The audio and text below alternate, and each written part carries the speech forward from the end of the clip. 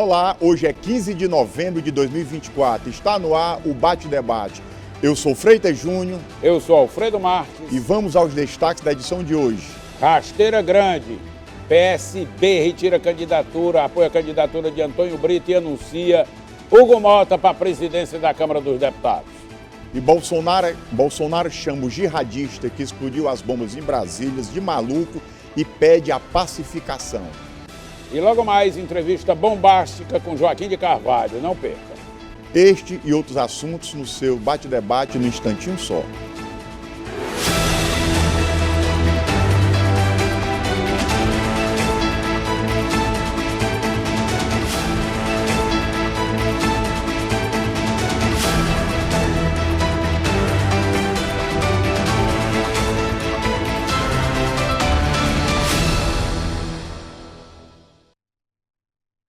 Olha aí. Estamos de volta no Bate-Debate. Alfredo, semana, rapaz, já é 15. Tá ligeiro demais. Daqui a 45 dias é o Réveillon.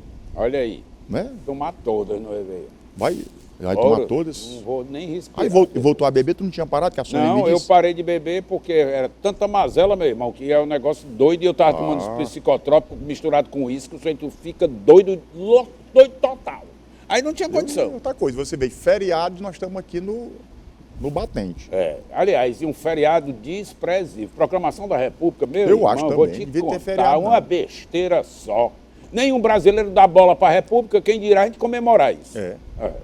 E o que é que vai ter de comemoração? Não tem nada. Sei não, Não tem sei nada. sei não. Pensa Eu sei num que o feriado pessoal sem fica em casa futuro. e pronto. Feriado sem futuro. Alfredo, que vai começar, vai ser curtinho esse nosso primeiro bloco. Bolsonaro chama o jihadista, que é um homem-bomba de Brasília de antes de ontem, de maluco e pede a pacificação. Você acha que ele vai agora pleitear o Prêmio Nobel da Paz, Alfredo? Não, ele o que pedindo ele a está pacificação. atrás é o seguinte, Bolsonaro é um malandro, meu irmão. Ele Alfredo, que raiva tu tem do Bolsonaro, não, viu? nenhuma raiva, sou óbvio, sou transparente. Agora eu não vou elogiar uma praga que eu não vejo nenhuma vantagem nele. Vou lhe ser franco, eu podia estar aqui mentindo. Não, é uma pessoa, acredito na recuperação dele, não acredito na recuperação do Bolsonaro. Ele não tem idade para se recuperar. Já passou a vida todo dia no trambique, na desonestidade, na falsidade ideológica. Não acredito em santo nem purificação. Já disse aqui que eu não acredito nem na expiação, não acredito. Aliás, se tiver inferno, eu lhe encontro na porta, no meio das labaredas. Alfredo, olha o que eu falei ontem aqui do padre Reginaldo Manzotti, de conversa. pecado, pena e culpa. Bolsonaro, eu vou lhe dizer uma coisa. Isso aí é conversa fiada. Você está morrendo de medo de ir para cadeia. Alexandre de Moraes, não vai para cadeia, não. Não Acredito, demore mais com essa conversa. Pressione o senhor Gonê, o procurador da República, para apresentar a denúncia. Que homem frouxo, rapaz. Eu acho O país todo clamando para que para que seja eficiente no esclarecimento dessas questões e apontar o dedo para o criminoso maior. Alfredo, E o senhor não ter coragem, senhor Gonê. Procurador-Geral da República, Alfredo, já é meu irmão. sexta-feira, Alfredo. É dia Só de tinha feriado. engavetador, o senhor ainda é pior do que os engavetadores. Lamentável. Alfredo, você vê o que é? Diz que o final da gestão... Vou falar aqui, exatamente aqui, vou falar aqui na 1. A final da gestão, ela caracteriza, no caso aqui o Sarto saindo, é quando nem o contínuo não leva mais nem o café para o prefeito, né? Ei, rapaz, não tem essa tá história? ruim o negócio, Quando você está em final de gestão, é isso. E o CRAS, que é o Centro de Referência de Assistência Social aqui de Fortaleza, que é gerido pela prefeitura, Alfredo, Sim.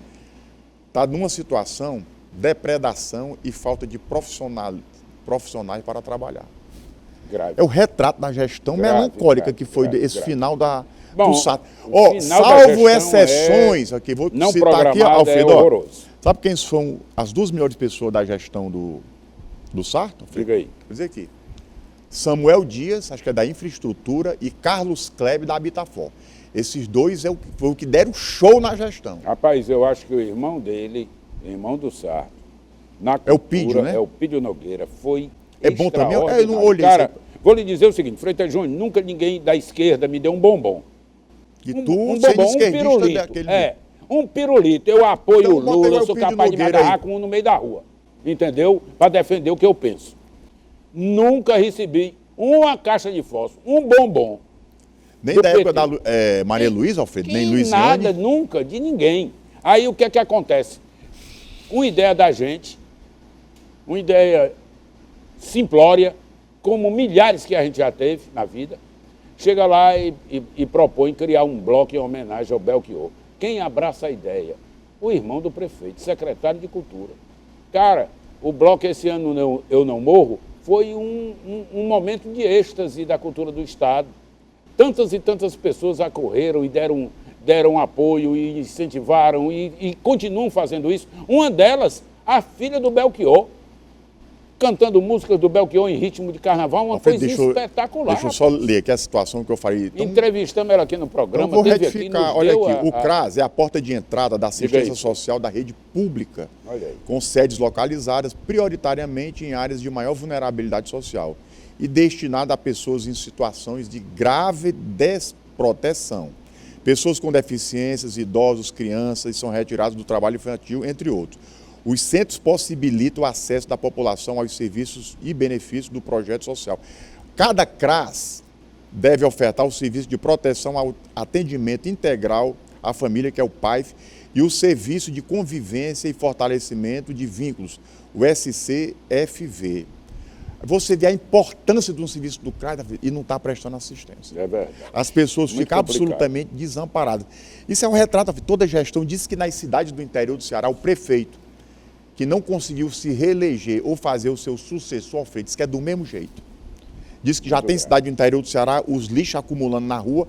Alfredo, agora, isso é uma história que se repete a cada 4 anos, quando o prefeito perde a eleição. Em todo o país. Fica desse jeito. É lamentável. Freitas, em Brasília, ontem, uma coisa muito interessante. O PSB, eu acho que é um dos maiores partidos do país, do o Cid é do PSB, né, Alfredo? É. Eu disse aqui antes de ontem que o Cid disse que estava fora do candidato Antônio Brito, que era o homem cotado, aplaudido e certo já para presidir a Câmara dos Deputados, apoiado por Arthur Lira. Resumo da ópera, o PSB deu uma rasteira, apoiou o Hugo Mota e pode ter certeza de uma coisa, meu irmão, o PSB foi para um lado, vai tudinho. Pode ter certeza. Não, vai ser o Hugo Mota, tu tem dúvida disso? Não tenho dúvida, não. Eumar Nascimento já dançou de todo jeito. Nenhuma, Alfredo, aí. E Freitas Júnior, já tem assinatura suficiente para ter feriado toda semana. Alfredo, aí. A PEC 6x1 vai ser apreciada pela Câmara dos Deputados. Vai ser bonito. Eu vou arranjar uma carteira você sabia? do Ministério do Trabalho. Como é o nome da deputada que propôs a PEC? Vou dizer aqui. Eu tenho um comentário para fazer aqui dela. É da Érica Hilton, do PSOL. É deputado, né? Bom, não interessa. Não interessa o sexo, não interessa só tô dizendo, deputado. A interpretação que a pessoa tenha. Ela vive do jeito que quiser. Não estou condenando a escolha dela, não. Só estou dizendo. É um bom parlamentar, seja homem, seja mulher, seja qualquer coisa. Eu não estou dizendo isso, não. Só estou dizendo que a proposta dela, eu posso ser contra? Pode ser contra. Então pronto. Eu posso ser contra essa proposta. A neta, minha secretária, diz, Alfredo, se tiver esse feriado, quer dizer, as pessoas vão trabalhar... não foi isso que você quis dizer. As pessoas que vão trabalhar de segunda a quinta, diz que vai ser cachaçada, bebedeira. Isso diz que vai ser uma bagaceira grande. Diz que as pessoas, Alfredo, eu vendo um comentário... E o pessoal vai ganhar a dinheiro, neta vai é uma receber, sábia. A neta vai dizendo, ter uma bolsa cachaça. O povo já trabalha... Era a bolsa cachaça. O povo já trabalha de segunda até sábado, no meio-dia, não tem dinheiro para ir para a praia no domingo. Porque tu sabe que o ganho é pouco. Não, mas vem aí a Bolsa Pinga. Aí o que é que vem? Eu vou criar a Bolsa Pinga. Se você não tem dinheiro para ir para uma praia no domingo, e você vai ficar fazendo o que em casa? Vai brigar com a mulher. Vai ter atrito de todo jeito. Não, nós vamos liberar. Meu amigo, é o seguinte, o governo Lula vai... Se não tem dinheiro, o cara vai querer beber o Bolsa sexta, Cachaça, sábado e domingo. Vai beber o vai ser um semana problema. Inteira. Todo tomara, dia feriado, Alfredo, você não acende nem... não abre nem os olhos. Alfredo, tomara que isso aí seja arquivado. Vai ser bom isso demais. Isso aí seja rejeitado. Olha, sabe o que é que eu acho que é isso aqui, Freitas Júnior? Vem pautas, a direita vem fazendo pautas absurdas, de coisas bobas, como agora quer discutir o impedimento do aborto legal. Né? Quer discutir isso, já vai conseguir as assinaturas, vai discutir de novo essa questão. A Érica Hilton está fazendo o que a direita faz, discutir o que não vai ser vencido, ultrapassado, nem bem assimilado pela sociedade. Mas vai ser polêmica e uma grande discussão. Então, eu não acredito que vá passar. Porém, é interessante como ideia. Eu acho que devia, por exemplo, ser 2 dias de feriado, nós estamos tratando de 4 horas, feriado não, de descanso remunerado. Nós estamos tratando de 4 horas. Ele vai desempregar as pessoas, Alfredo. Ele podia ficar em casa no sábado e no domingo, ou numa quarta e no domingo, enfim, da maneira que queira, do jeito que a empresa As pessoas entenda, têm é que trabalhar. Pois As pessoas, tomara que isso aí não passe. Eu acho que acho também, o tal do sistema não deixa. Tanto que fosse assim, o STF trabalhasse todo dia. Se Deveria. fosse assim... Mas trabalha, Alfredo, tem plantão. Que conversa todos os dias, nada. Trabalha. Eu quero saber do ministro batendo ponto, não quero saber do ponto. boy, não. Claro que sim, eu quero saber se ele trabalha às 8 horas. Ora mais. Não tem um tal do plenário virtual, quando eles querem decidir até no domingo? Não interessa, eu quero saber se está lá na empresa, não é plenário virtual, não. Quero saber se está na empresa. Senhor deputado, o senhor tem que trabalhar de segunda a sexta. Ou às 4 horas do sábado, que eu já ia esquecendo delas. O senhor tem que trabalhar de segunda a sábado, só que no sábado o senhor ganha um bônus, só trabalha 4 horas.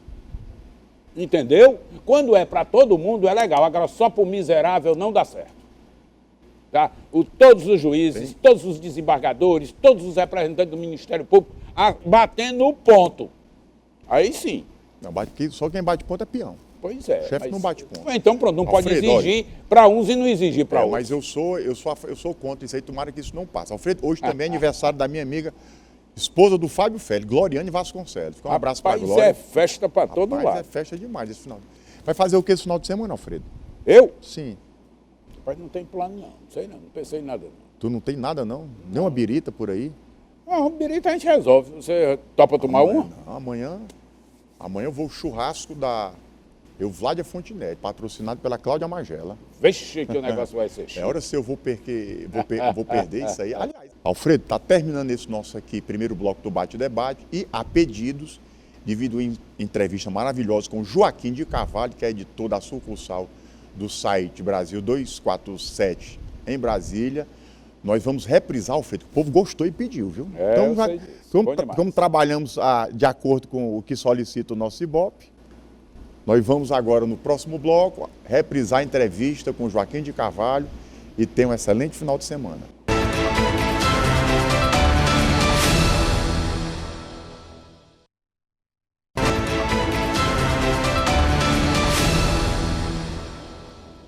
Estamos de volta e agora vamos entrevistar o jornalista Joaquim Carvalho, que é diretor da sucursal do Grupo Brasil 247 em Brasília. Bom dia, Joaquim, é um prazer recebê-lo aqui na bancada do nosso Bate-Debate. Bom dia, Freitas, bom dia, Alfredo, bom dia aos espectadores. É uma honra estar participando aqui hoje desse programa. Eu acho que o Brasil precisa de debate, precisa de diversidade. Não é para ter uma opinião só, não. É para debater, para que o público forme a sua opinião. Antes de começar, é muito conhecido o site, blog, né? Quando começou era desse jeito, o Brasil 247. Por que o número 247? Significa o quê? O site nasceu em 2011 e significa Brasil 24 horas de notícia, 7 dias por semana. Por isso é bom, para 247. O telespectador saber para que... Essa ideia... Agora, me diga uma coisa, Joaquim. O site Brasil 247, ele é muito característico, ele tem de soltar mais notícias do governo, do PT. Isso é uma linha que não é pecado, não é crime isso aí. É uma linha editorial de vocês e às vezes vocês também fazem a crítica construtiva ao partido. Eu tenho que falar da origem do grupo. Quando surgiu em 2011, o fundador do site, que é Leonardo Atushi, ele tinha uma percepção... Ele que trabalhou na grande imprensa, como eu também. Trabalhamos na Veja juntos, ele trabalhou na Exame, eu trabalhei depois na TV Globo. Então éramos da imprensa corporativa. O que acontece é que em 2011, o Leonardo entendeu que haveria um movimento para derrubar o governo da Dilma. Ele entendia que haveria com o governo da Dilma a mesma coisa que ocorreu com o governo de Getúlio Vargas, por conta, inclusive, do pré-sal, por conta do petróleo. Então, achou que era preciso ter uma voz que fizesse a defesa do governo, mas, na verdade, estava defendendo a própria democracia, porque viria esse golpe. E foi exatamente o que aconteceu. Então, o site, ele nasceu para defender a democracia. Esse é o fato. E defender a democracia era defender em 2016, ser contra o impeachment. Quando se percebeu que a Lava Jato ela tinha uma finalidade política, ela era uma ação política, isso já é reconhecido agora pelo STF, era uma ação política, então estava certo o 247. Era preciso sim que houvesse essa defesa. Foi o que aconteceu. E agora, depois disso, o governo voltou um governo do PT, ou um governo do Lula, que não é bem um governo do PT, vamos chamar assim. O PT é parte do governo, mas o PT não ganharia a eleição sozinho, óbvio que não. Então, por isso é que o vice é até do Geraldo Alckmin, que era do PSDB e era do PSB. Enfim, é uma frente democrática liderada pelo Lula, que é do PT. Então, é coerente que você faça, neste momento, a defesa deste governo, que está tentando implantar medidas e defendendo a democracia, claramente. Então, coincide os pontos de vista.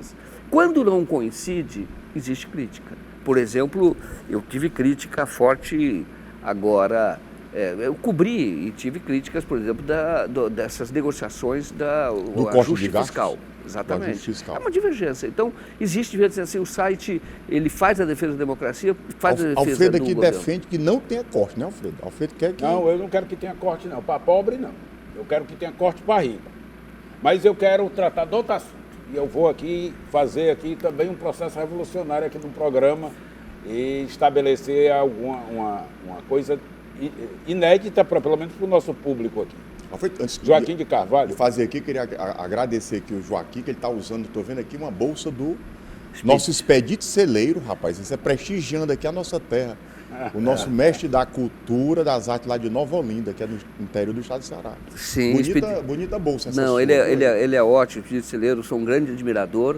E eu sou um cearense por adoção, né? Se você não me adotar, eu mesmo me considero adotado aqui. Depois, quando terminar o programa, eu vou mostrar para o telespectador aqui essa arte do Expedito Celeiro, viu? Sim, bom, grande galera, artista. Eu quero saber de revolução, de confusão. A bolsa fica para depois. Eu vou fazer aqui logo aqui uma araca do tamanho do mundo. Joaquim de Carvalho, para quem não conhece, é o seguinte. Joaquim fez um documentário que chamou a atenção do Brasil e do mundo. Will, vou querer que você coloque aí o vídeo feito pelo Joaquim, uma fakeada no coração do Brasil. Confira aí a abertura e depois nós vamos seguir conversando acerca disso. Estamos indo agora a Juiz de Fora. Eu entendo que eu estou diante do maior desafio profissional da minha vida. E o desafio profissional para qualquer repórter, que é contar os bastidores de um episódio muito nebuloso, que mudou a história do Brasil. Independentemente de qualquer teoria, de qualquer hipótese, é fora de dúvida que aquela facada, ou suposta facada, mudou a história do Brasil e permitiu a ascensão de um projeto autoritário. Precisa ser bem descrito, não pode haver dúvida sobre o que ocorreu no dia 6 de setembro de 2018. Nós vamos para lá encarar esse desafio. Desejo-me sorte.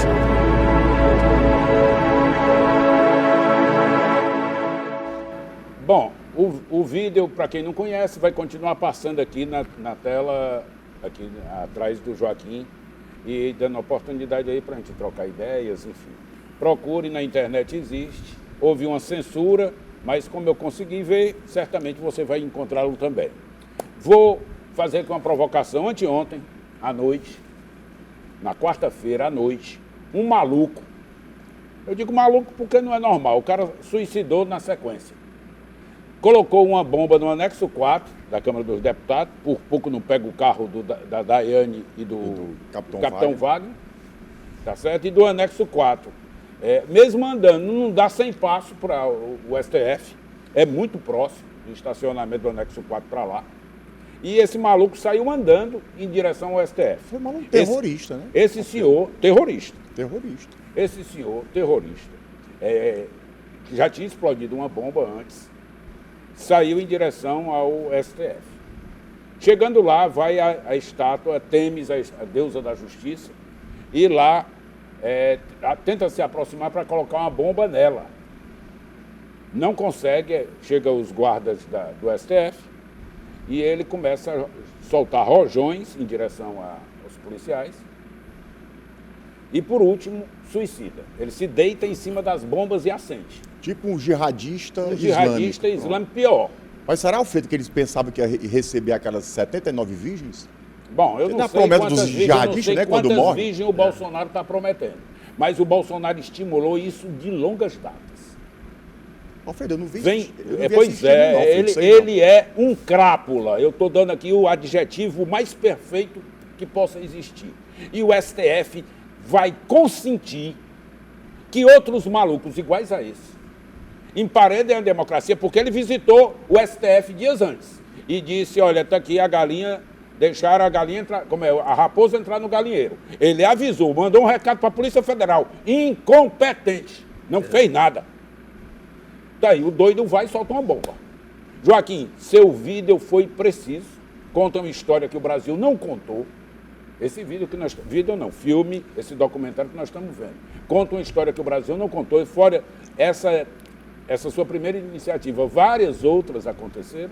Eu lhe pergunto, querido amigo, a estímulo, o Bolsonaro, quando tentou explodir, mapeou, inclusive, foi objeto da matéria da revista Veja, explodir o sistema de água do Rio de Janeiro, e ele conclamando outros loucos iguais a esse para garantir a liberdade e a democracia, inclusive com suas vidas, como esse doido fez. Eu lhe pergunto, isso aqui não é uma coisa muito perigosa?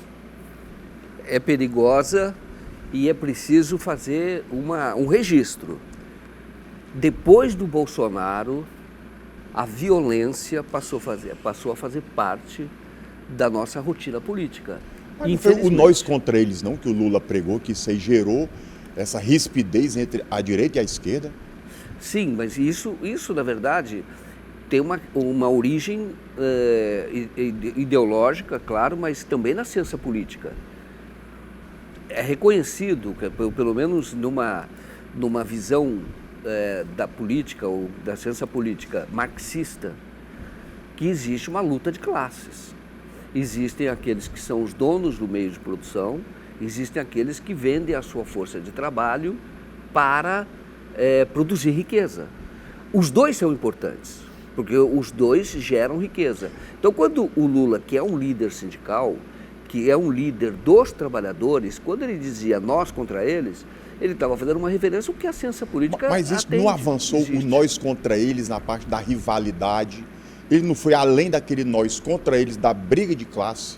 Porque hoje em dia o nós contra eles é quem é de direita e quem é esquerda. Já se tratam como inimigos. Ele não foi muito além, não extrapolou, não? Eu acho que não. Eu digo extrapolou das duas partes. Não, mas sabe por que não foi assim? Porque, embora exista a luta de classes, o Lula, ele é o verdadeiro pacto social. O Lula é a verdadeira social-democracia. E vou explicar por quê. Claramente. A social-democracia o que é? Os socialistas, reconhecendo a luta de classes, abrem mão da revolução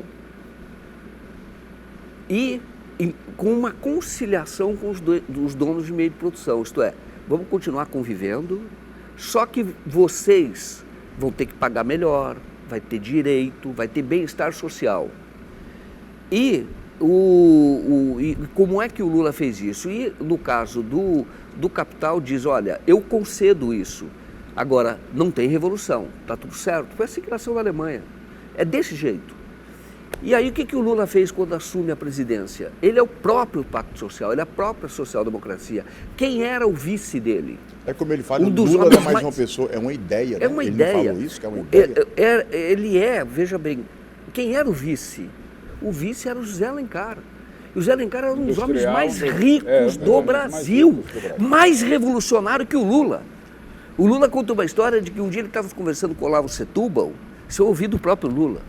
E o José Alencar estava junto e era como o Olavo Setúbal conversava com ele, e o Lula queria saber as ideias do Lula. Os dois estavam juntos, Lula e José Alencar. O Setúbal recebeu na casa dele e olhava para o Lula e falava, Lula, o que você pretende fazer com a questão agrária? O que você pretende fazer com o salário mínimo? Fazia várias perguntas. Aí o Olavo Setúbal dizia, o sistema não deixa, o sistema não deixa. O sistema não deixa, dizia tudo isso. Aí o José Alencar, isso o Lula contou, chegou a certa altura e falou, ô Setúbal, eu quero saber quem é esse sistema. Porque se o sistema não deixa, a gente tem que derrubar esse sistema, porque o que ele está falando para fazer é certo. Que era o caso do Lula, ficou mais revoltado que ele. Mas o que eu quero dizer é que o Lula, ele é conciliador, isso é fato. Em questão do Bolsonaro, só me desculpe acrescentar, por que a violência? Porque o Bolsonaro, quando surgiu no cenário político, ele surgiu com uma ação terrorista, podemos falar sobre isso, e também depois, quando ele ficou mais conhecido, ele deu entrevista, ele defendeu o quê? Fuzilamento do Fernando Henrique Cardoso. Matar 30 mil petistas. Matar 30 mil petistas e fechar o Congresso Nacional. É o tempo todo. Então, ele é um incentivador da violência, isso é fato. Porque tem esse viés dele, que é de ser militar, né? Mas eu ainda... Não, militar não autoriza ser antidemocrata nem não, mas por ele ser... o terrorismo não, porque o Bolsonaro prega o terrorismo do Estado. Não é incentivando, Alfredo, até o terrorismo. Eu estou dizendo que essa questão aqui que o Joaquim Carvalho falou, do nós contra eles, tanto as duas partes extrapolaram. Se não extrapolaram, você vê hoje em dia as brigas, época de eleição, nas redes sociais, nas ruas, isso tudo. Então, foi muito além, se você pegar, Joaquim, essa parte mais da essência, a parte mais romântica do trabalhador e do empregador, eles extrapolaram isso. Pelas brigas, pelas cisões familiares, as cisões de amizades, as cisões até em trabalho, que eu conheço pessoas que foram demitidas por ter um posicionamento diferente político dentro de empresa, famílias que briga de irmãos, de tio, de parentes, porque teve um posicionamento diferente. É o seguinte, então eu vejo que extrapolaram. Ela não pode ser confundida, tá certo? Eu torço o Fortaleza, outro torço o Ceará. Não pode ser confundido com a ação de Estado. E era eles contra nós, era quando nós éramos minoria, quando tinha ditadura militar, quando éramos perseguidos. Não, estou falando do Lula para cá. Pelo cara com que tinha uma botina, tá certo? A imprensa era muda, os parlamentares caçados, tínhamos senadores biônicos, prefeito indicado, nós vivíamos numa ditadura. Eu falo de eu falo de 2002 para cá. Éramos nós contra eles mesmo. Eu falo de 2002 para cá. Aliás, quando o Lula se torna presidente, o Lula abdicou da luta de classe, compôs com o FMI, na primeira acordo dele. Disse que não ia questionar nem a dívida com o Fundo Monetário Internacional. Criou reserva para pagar o Fundo Monetário Internacional e hoje é o segundo credor dos Estados Unidos. Primeiro é a China, se depois o Brasil. Como é que pode um camarada desse subversivo ter esse tipo de preocupação? Ele fez exatamente isso. Os empresários nunca ganharam tanto dinheiro quanto no governo Lula. E banqueiro, todo né? mundo. Também. E banqueiro nem se fala. Também banqueiro. Sim, mas eu estou dizendo que o que acontece é que o capital foi tratado como deveria. Esse homem aqui de todo jeito. Joaquim, vem mais filme, vem mais documentário. Conte aí um segredo pra gente. Conte ali para aquela sua câmerazinha ali, se vai ter novo documentário sobre o caso Adélio. Você acredita que aquela facada ainda precisa ser esclarecida? Diga aí, meu irmão. Sim. Bom, olha, a gente está sim, essa é uma das razões pelas quais eu estou aqui no estado do Ceará. Nós estamos apurando e finalizando, na verdade, um documentário com imagens inéditas e explicando a origem da chamada BIM paralela, que era uma ação violenta do governo Bolsonaro, porque fazia um monitoramento, interceptações, localização, investigação clandestina de adversários políticos. Então era uma polícia política, a BIM. Então nós vamos contar como é que ela surgiu. E como é que ela surgiu? Você vai ver que ela tem origem em Juiz de Fora, naquele evento do dia 6 de setembro de 2018, que é o episódio da facada, né? Que foi tratada no meu documentário. Inclusive eu dou o título como Fakeada, depois eu posso até explicar por que esse título. Mas esta história precisa ser contada, porque existem várias perguntas sem resposta, a gente pode até aprofundar. E aqui, hoje, quais são essas perguntas sem resposta? Mas eu gostaria de fazer uma relação com o evento agora, a explosão, o ato terrorista na Praça dos Três Poderes em Brasília. Houve, ali tem o Weingarten, que era o secretário de comunicação do governo Bolsonaro, ou do Jair Bolsonaro, e é assessor do Jair Bolsonaro, advogado. Ele tenta comparar o episódio do Juiz de Fora com o que aconteceu na Praça dos Três Poderes, dizendo que há malucos em todos os espectros. Na esquerda, que ele quer dizer que seria o Adélio, Bispo de Oliveira, ou na direita, que é o tio França, era conhecido como tio França, esse cidadão terrorista, que até vamos discutir as intenções dele aqui. Na verdade, ele não queria se explodir, não. Ele fez isso porque não conseguiu matar o Alexandre de Moraes, porque esse era o objetivo dele, jogar bomba para matar o Alexandre de Moraes. Mas, na verdade, o que eu gostaria de dizer é que o Adélio Bispo de Oliveira, essa é uma das perguntas sem resposta, ou esta é uma das mentiras que foram contadas no caso do episódio da facada. O Adélio não era um militante de esquerda.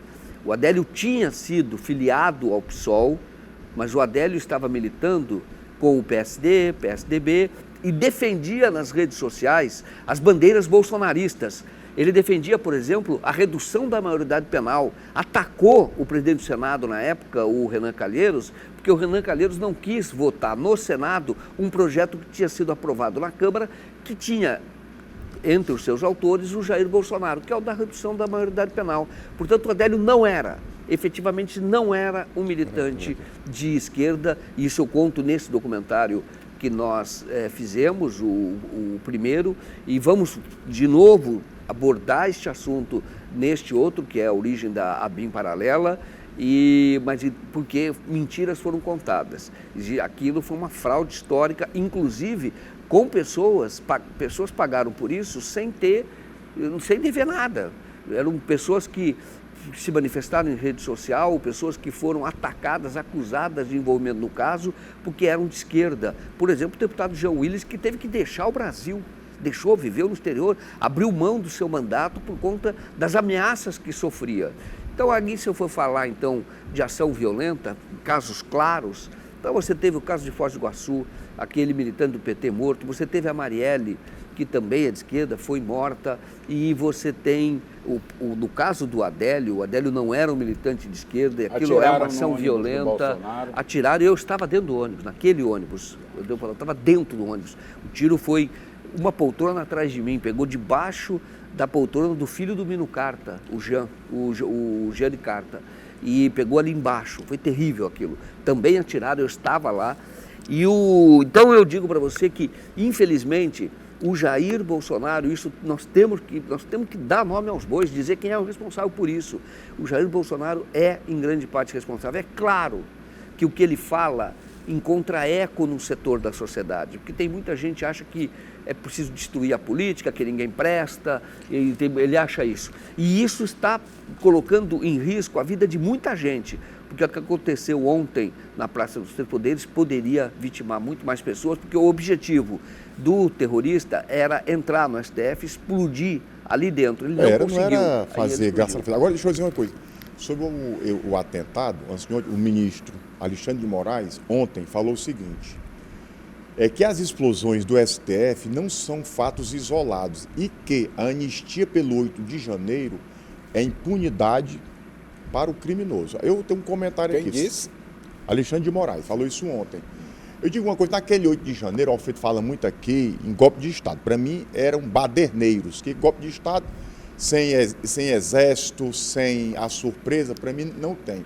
Mas tiveram pessoas, Joaquim, por exemplo, tinha um vendedor de churrasquinho que foi lá no dia de Brasília, que não fez parte do acampamento, quer dizer, no dia, e que está preso. Eu digo que teve gente injustamente pagando pelo que não estava, era um vendedor de pipoca, era um vendedor de churrasco, e pegaram todo mundo e levaram. Você acha mesmo que o 8 de janeiro, colaborado com o fato de, antes de ontem, vai fortalecer para que seja mantida a prisão, não tem anistia desses que participaram do 8 de janeiro? Reforça? Freitas, eu acho que não pode ter anistia. Porque a anistia, no fundo, não é mesmo. Não é para absolver ou colocar na rua aqueles que estão hoje já presos. A anistia, na verdade, é para os mandantes. Então, eles estão usando o que é para pegar os mandantes, para você poupar os mandantes. Então, na minha visão, não pode ter anistia nem para esses que já estão presos, nem para os mandantes. Mas o objetivo é esse. Mas não falta um critério na hora do julgamento. Essas pessoas que eu falei aqui, aquela pessoa que chegou, que subiu, que quebrou o relógio, que pichou, deixa receber a penalidade. Mas tinha pessoas que, na verdade, estavam lá vendendo bandeirinha. A anistia política, ela decorre de um excesso do Estado. De um excesso antidemocrático do Estado. O procedimento houve julgamento, houve apreciação de casa a casa, tem voto do Ministério Público, todos os ministros do STF votaram. A gente presumir. E, aliás, e tem as fotos do que aconteceu. Existe muita queixas das pessoas, dos acusados, que não tiveram acesso nem ao processo. Desse jeito, estão julgando em lote, não tem pessoas, ali não tem prerrogativa de foro ali. Dizendo que, não tem prerrogativa de foro, eles não têm, estão lá. Por quê? Porque atacaram a democracia. Do ataque ao STF. Para mim, são os, ali, Joaquim, eu sempre tenho essa briga aqui. Eu não estou brigando, não, é debate de ideias. Para mim, foram os baderneiros ali. Porque o que caracteriza o golpe de Estado? Aqui não, para mim é a frieza, a surpresa, você fazer golpe de Estado sem a presença do Exército, sem um tanque na rua, sem nada. Porque mas a ideia era recentemente teve eu não sei se foi na Bolívia, há uns 5 meses atrás, que foi o golpe de Estado falso, né? Combinado pelo presidente. Eu vi a investigação, Alfredo, grande parte da investigação eu vi, aquilo que é disponível, que é público. Os coronéis do Exército fizeram um curso antes de guerra psicológica. Guerra psicológica.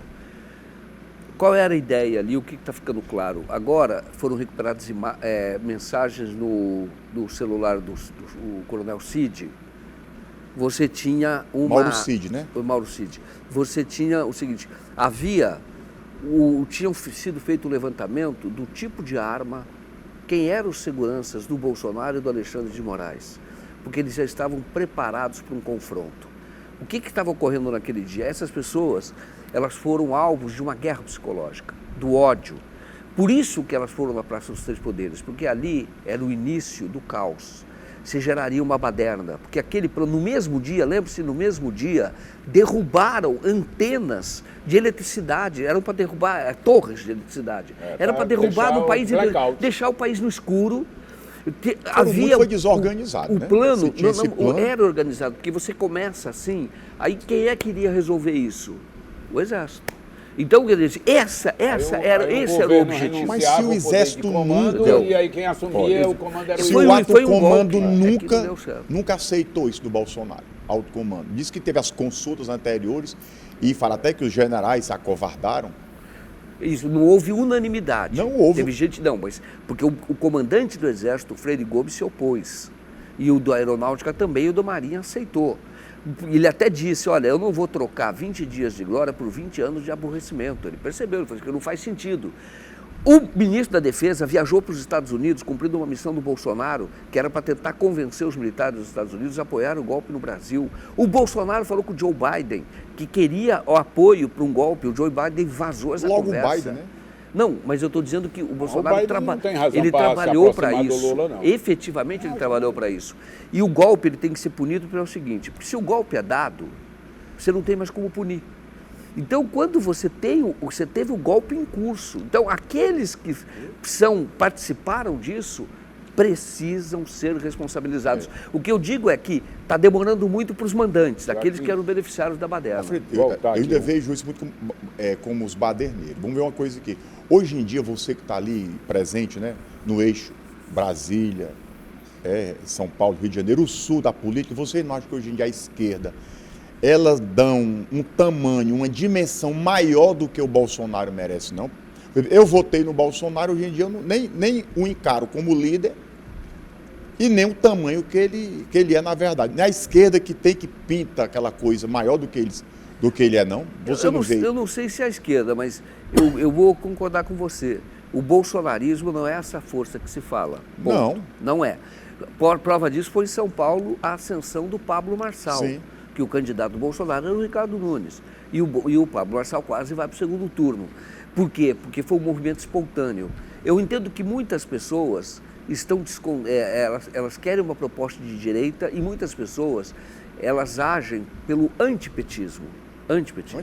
Isso é verdade. Não interessa quem esteja ali do lado. E o Bolsonaro foi quem tinha mais chances disso. Agora, veja bem, é preciso reconhecer que o Bolsonaro, ele tem carisma, ele fala a linguagem do povo, Ele fala com o povo. Na minha visão, tem ele povo fala com com o ouvido povo. para ouvir o que ele fala. Mas eu né? acho que, na minha visão... Mas ele não é essa massa de manobra como as pessoas pensam que ele é, não. O bolsonarismo é o empoderamento da ignorância. Bom. Porque eu digo para você, é ignorância. Então, essas pessoas ouvem o Bolsonaro. Ó, aqui em Fortaleza, na eleição, agora no mês passado, teve o André Fernandes, mero desconhecido para o grande público, não era, Alfredo? Sim. Chegou ali naquela disputa. Não, eu sempre digo aqui, não pelo André Fernandes. Não porque ele teve apoio do Bolsonaro, e sim porque era aquela voz contra a esquerda. Né? Ele não é, eu não vejo onde é que começa a liderança, essa pessoa que surgiu, não. Foi apenas uma voz que podia ser qualquer outra pessoa. Se o capitão Wagner tivesse chegado no segundo turno, aqui que eram tidos como um centro-direita, ele teria levado o público também. Não é porque essas lideranças que chegam de uma hora para outra. Por exemplo, existe uma ideia, a ideia do quê? Quem é contra o PT. Mas o Bolsonaro, para mim, na minha visão, ele não é, Joaquim, essa coisa toda que pintam.